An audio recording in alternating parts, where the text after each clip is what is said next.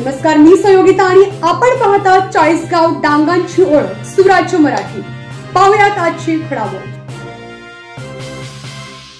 महिलांवरील अत्याचाराची प्रकरणे तडीस नेणार, पीडितांच्या संदर्भात वेगाने तपास होणार, पीडितांना न्याय मिळण्यासाठी समन्वय, पीडित महिलेला जलद मदत।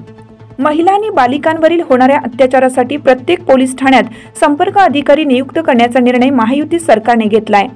बदलापूर येथील बालिका अत्याचाराच्या प्रकरणानंतर महिलांवरील घटनांचा तपास प्रभावीपणे राहावा आणि या तपासाचा समन्वय योग्य असावा, यासाठी हा निर्णय घेतलाय।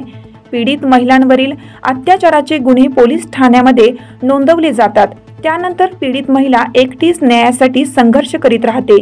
त्या संदर्भात दोष सिद्धीचा टक्का कमी राहिलेला आहे।